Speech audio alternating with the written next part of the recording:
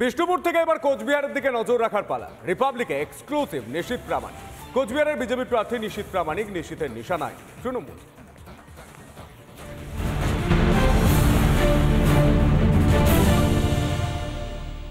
আমার সঙ্গে সরাসরি রয়েছে নিশীথ প্রামাণিক। যেই মিটিং হলো, মিটিংয়ের পরে একটা গুরুত্বপূর্ণ বৈঠক হয়েছে, আমি সরাসরি চলে যাবো যে বৈঠকের মাধ্যমে মূলত কি বার্তা এলো। দেখুন, সবসময় মাননীয় প্রধানমন্ত্রী উনি আমাদের গুরুজন, উনি সবসময় আমাদেরকে নির্দেশ দেন, উনি আশীর্বাদ করেন, একেবারে ছোটদেরকে গুরুজনরা যেমনভাবে করেন সেটাই হয়েছে, সেরকম সেই ধরনের আলোচনাই হয়েছে। সব কিছুই খোঁজখবর নিয়েছে এবং ইলেকশনের সময়টা স্বাস্থ্যের দিকে খুব ভালো করে খেয়াল রাখতে বলেছে, মানুষের কাছে আরও বেশি করে যাতে আমরা আমাদের কেন্দ্র সরকারের বিভিন্ন প্রকল্পগুলোকে তুলে ধরতে পারি, বিভিন্ন বিষয়ে আলোচনা হয়েছে। সবসময় উনি যখনই দেখা হন ওনার সঙ্গে তখনই উনি এই সমস্ত পরামর্শ দিয়ে থাকেন। রাজবংশী শুনে আপনি বললেন যে একজন রাজ্যের রাজবংশী ছেলে সে কেন্দ্রে যাচ্ছে, মোদির হাত শক্ত করছে, তাই মমতা বন্দ্যোপাধ্যায় সহ্য হচ্ছে না। প্রধানমন্ত্রী বললেন রাজবংশীদের সম্মান করতে পারেন না মমতা বন্দ্যোপাধ্যায়। সামগ্রিকভাবে কি ছবি দেখছেন? দেখুন, মমতা বন্দ্যোপাধ্যায় এক কথায় উনি ওনার ভাইপো ছাড়া তো কাউকে দেখতে পারেন না। তো উনি সেই ওনার ভাইপোই যাতে হাইলাইটেড হয় সব সময় রাজ্যে, উনি সেটাই চান। এবং বাংলা থেকে কোনো যুব উঠে আসুক সেটা উনি সহ্য করতে পারেন না। দেখুন, তৃণমূল কংগ্রেসে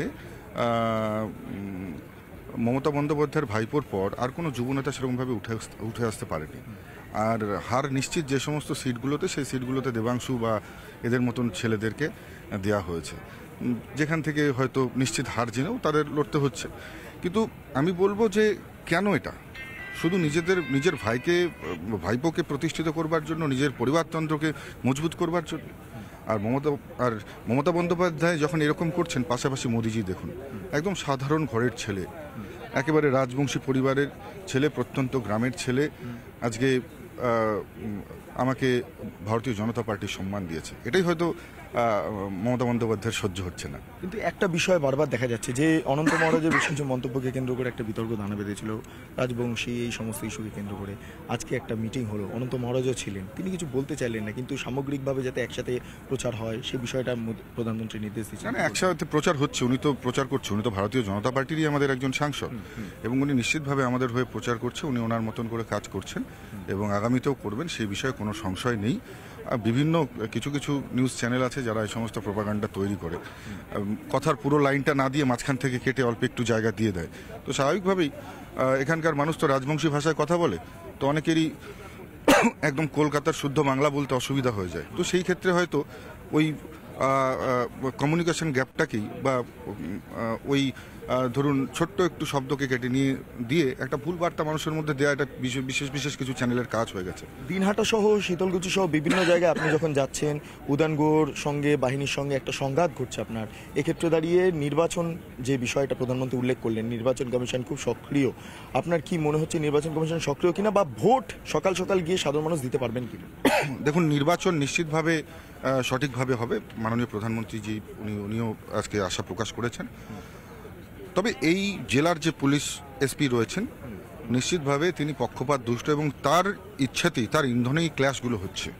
বারংবার যে ক্ল্যাশ, একই রুটে দুজন মন্ত্রীকে দেয়া, দুটো পার্টির দলীয় প্রোগ্রাম দেয়া, ক্ল্যাশ করানো, এটা কার কাজ, কারা করছে?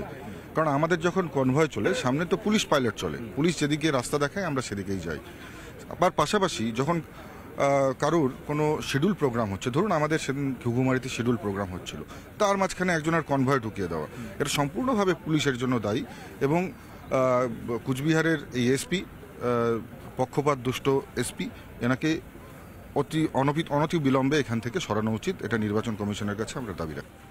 মমতা বন্দ্যোপাধ্যায় তো বাংলার আপদ, উনি দূর হয়ে গেলে বাংলা থেকে আপদ বিপদ সবই দূর হয়ে যাবে।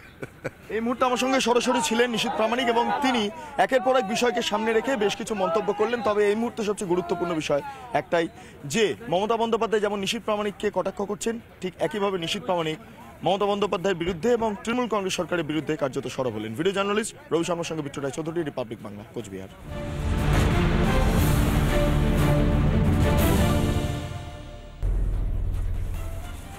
জোর টক্কর, দিকে দিকে টক্কর বিষ্ণুপুরের দুই প্রার্থীর মধ্যেও। তাদের প্রাক্তন সম্পর্ক তো রয়েছে, কিন্তু এবার রাজনৈতিক সম্পর্কেও জোর টক্কর লাগছে। তৃণমূল আশ্রিত দুষ্কৃতীরা চাষিদের জমি জোর করে দখল করে রাস্তা সম্প্রসারণের কাজ করছে। এই অভিযোগে সৌমিত্র খা, বিজেপি প্রার্থী বিষ্ণুপুরে, তিনি চলে গেলেন থানায়। যাকে টক্কর দিতে পাল্টা আক্রমণে নামলেন তারই প্রাক্তন স্ত্রী সুজাতা মণ্ডল, তৃণমূল প্রার্থী।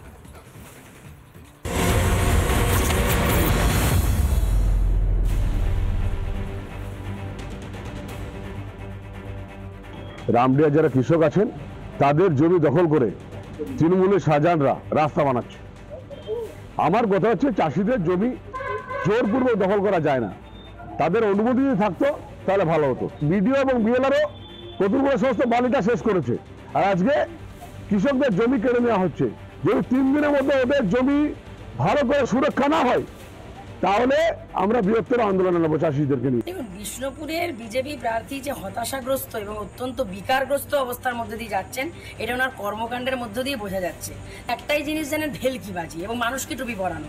তবে আমি একটা কথাই কৃষকদেরকে বলবো যে দেখুন, আপনারা জানেন যে আপনাদের বন্ধু একজনই, তিনি কিন্তু মমতা বন্দ্যোপাধ্যায়। এমন একজন বিষ্ণুপুরের বিজেপি প্রার্থী যিনি কেন্দ্রীয় সরকারের সাংসদ ছিলেন 5 বছর, তার আগে তৃণমূল কংগ্রেসের সাংসদ ছিলেন। এই 10 বছরে উনি কোনো কাজ করেননি। এখন ভোট এসছে বাজার করার জন্য ওনাদের মিথ্যা সুরসুরি দিয়ে উনি নিজেকে কি জাহির করতে চাইছেন।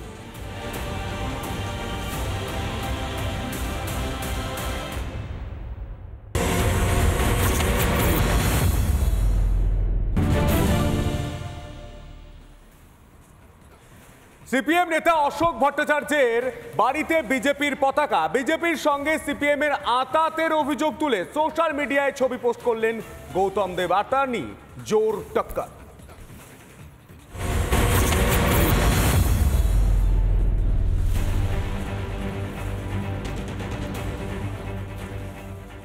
গৌতম দেবের মাথা খারাপ হয়েছে। তিনি কোনো বিকৃত রুচি ছাড়া এটা কখনো কেউ বলতে পারে না। বিকৃত মানসিকতার বলে এই ধরনের ট্রিটমেন্ট করেছেন। আর যিনি লাগিয়েছেন বিজেপির, তিনিও বিকৃত রুচি। তিনি জানেন যে এটা আমার বাড়ি, সিপিএমের একজন নেতার বাড়ি, একজন কর্মীর বাড়ি। এরকমভাবে কখনো একটা অনুমতি না নিয়ে কখনো লাগানো যায় না। আমি যখনই দেখলাম এটা, যখনই আমাকে একজন টেলিফোন করে বললেন, আমি দেন বাইরে বাইরে এটা ফেলে দিয়েছি। 12টা বাজে, তখনও এটা আমার কাছে খুব দেখে একটা কৌতূহলী হয়েছে সেই ছবিটা। আমি দিয়ে একটা প্রশ্ন করছি, এটা কি যে কথাটা বলা হচ্ছে যে রামবাম যৌথভাবে তারা করছে কাজ, উত্তরবঙ্গের উনি তো অন্যতম শীর্ষ নেতৃত্ব বিজেপি, তার বাড়িতে এই সগর্বে এই পতাকাটা উড্ডীয়মান, সেটা কি সেই প্রতীকীর এই একটা অংশ? সেটাই আমি প্রশ্ন করছি। উনি বলেন আমার মাথা খারাপ হয়েছে। উনি একজন সিনিয়র মানুষ, উনি এটা বললে এটা ওনার বিচারধারা, ওনার বক্তব্য।